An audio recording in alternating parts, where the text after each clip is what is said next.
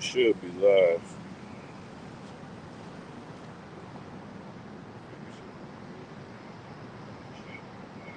Yeah, we good. All right.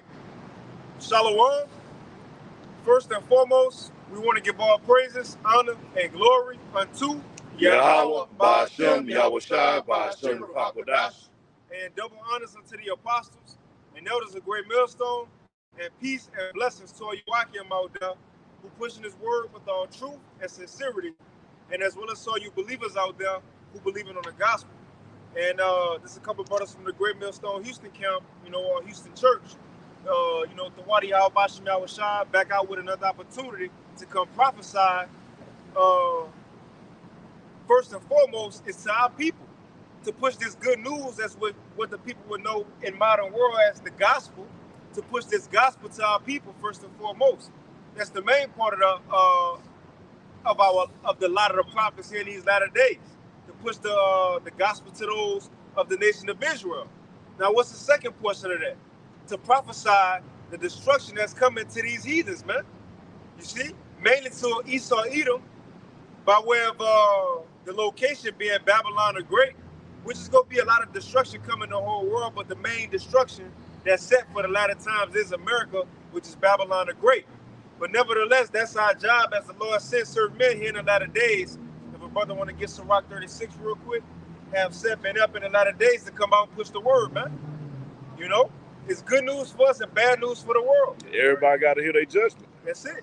Like they always say, everybody got to hear their judgment. That's the beauty of it, because you got people who may see us out here and think, oh, it's just, Negroes, Mexicans, Hispanics, with so-called dresses on, mad pushing the word. But no, we are literally telling you the future of the world, man.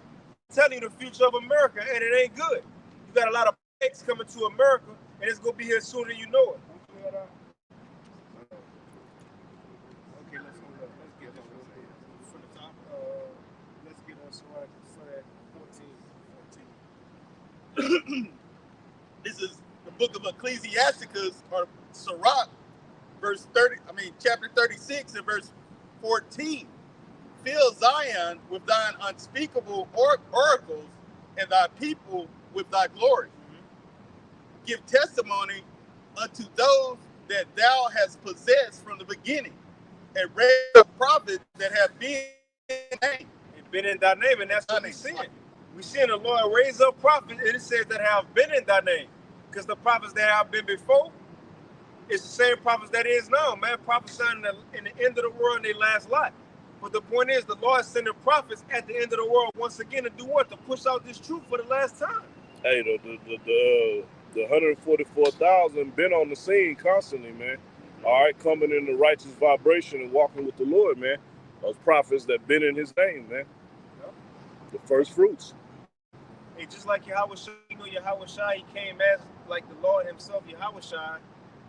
But he came in like, different cameos, in the story. He came as Melchizedek, Isaac, so on and so forth. Adam. Who you said? Adam. Solomon. David. No, not David. But Adam, Solomon, so on and so forth. So as the elder said, the same thing as the brothers. Brothers come in different lights. Oh, Revelation 10. Revelation 10, you got John the Apostle. When he was told he was going to have to prophesy again. Daniel also was told he was going to have to prophesy again. Yeah, I got it. Okay, let's finish this real quick, guys. Yeah, Ezra said that he was going to see this time, man. Right. That's it. Let me finish that real quick, guys. The book of Sirach, chapter 36 and verse 16.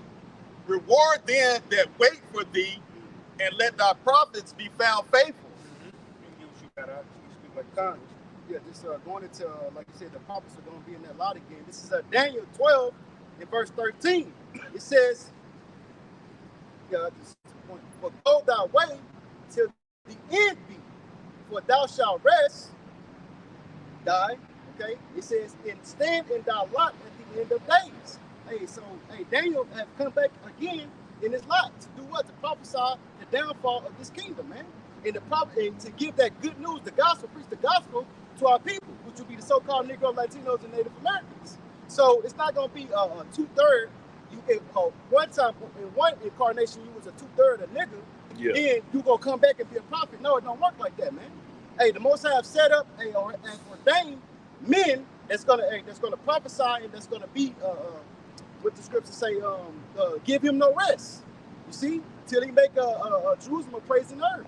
But you got it out. And which this the most important job a man could do, Right. and which this a job you can't apply for. You know how in this world you go apply for jobs, fill out resumes. If you don't get, you can call. You can't do this job. You can't actually come serve the Lord, man. Right. You have to be called to do this. And the thing is, there's many different doctrines in the world, but this is the correct doctrine. The Lord sent out His prophets in the last days to push out the true doctrine, and that's when the world will change. Read for that, brother. Yeah, Matthew 20. Matthew chapter 24, verse 14. And this gospel of the kingdom shall be preached in all the world for a witness unto all nations. Can you read that again? Because again, and which I know brothers don't take what we're doing as a light thing. It's the most important thing a man could do, but what we're doing is literally changing the world, whether people believe it or not. What we're doing is changing the world, and what we said will have an effect on everybody's life, whether they believe it or not. Right. You see? For example, I know we said it last week, but say if we out here prophesying, and we tell an atheist walk by, and we tell him America will get destroyed by missiles. And he tell us, well, I'm an atheist, I don't believe in God or the Bible. Hey, but the crazy thing is, an atheist could believe that because they be locked in on what's going on in the earth, Right. and they'll look at current events and say, well, that shit does make sense. You may be right. Yeah, that's true. They look at it a little deeper than the average person. They just not gonna. It's not. They not gonna trust the validation of the scriptures. They'll look at current. They won't even know the Most High. This is His prophecy being fulfilled. So you ultimately, an atheist, believes in what the Most High set forth, man. Or you'll have a rainbow flag supporter and tell them because of their acts, America will get, hit with fire. They'll say, well, now I don't believe. Just because you don't believe, it ain't going to change nothing, man. That ain't going to change the story. But let's get that real quick to show what we doing, what the Lord got us speaking is truly changing the world, man. Romans chapter 3, verse 3. For what if some did not believe? Shall their unbelief make the faith of Yahweh Bashim Yahushua power without effect? And effect mean what? Results, right? The effect of something, you get the results. So because you don't believe, do that mean the results of these prophecies not going to come to pass? Yeah. No, it's going to happen. Bro, it's going to happen because say Edom might walk up, he don't believe the so-called white man Esau Edom. Do that change the story? No, man, it's still going to stay the same. These things still going to happen. If you don't believe a so-called dark-skinned man going to come out the sky on a chariot, you talk about a sky dad. You know how they try to mock it. Yeah, bro, they try to mock it. Just because you don't believe that, guess what? It's still going to happen. Yeah. Yes, he going to show up on a chariot one day, on the UFO, as you would say, with fire, shooting fire with missiles in the sky. Just because it sounds far-fetched for y'all, we believe these things. But this is the thing. Now, you ask anybody today, do you believe the flood that Noah prophesied about? Everybody said yeah today, right? But who believed that when Noah was talking about it? It seems so far-fetched then. Right. But it's easy to say now, but the thing is, because it happened. So what we saying is far-fetched now because it seems impossible. But these things are about to take place, man. Well, yeah. No, hey, I was gonna say whatever y'all got. Yeah, but I was just gonna, because like you say, we say that we're gonna be delivered with they deem it as UFOs, but we know that's the chariots. Right. Okay, you see them all the time, but they look at when we say that, oh, you done lost me on that. They don't want to hear it no more. They don't want to hear the news no more. But like the energy that's been going out amongst Great Millstone is speaking on these stumbling blocks, and that's the main stumbling block because people talk about Judgment Day and the destruction, but okay, well, how we gonna escape that? Because that's when we used to first start coming out. That's when scoffers walk up. Well, it's gonna be destroyed. What you gonna do then? I'm gonna have faith in the Lord that He's gonna deliver me in that new ark. Yeah, but it's the stumbling blocks of those because that's like you said, that's far fetched. Because they whipping. That's the crazy thing. They'll believe in little green aliens and all this other fictional bullshit. But the fact that the angelic men could look like us, ain't no fucking way. And damn sure they not coming to save y'all asses either. Yeah, no, they done lost it. They crazy. Right. Yeah. But you know what's even more crazy? If you talk to a Christian, most of them will tell you they done saw what they call a UFO. But they don't know what it is, but they don't believe what we tell them it is. But when you go in the Catholicism, they got you thinking that the angels are coming back on Roman chariots with wheels and spikes pulled by a goddamn Pegasus horse flapping his wings. Now you'll believe that idiotic bullshit, but something you've actually seen, and we telling you what it is. You ain't never seen no Pegasus horse pulling no damn chariot with spikes.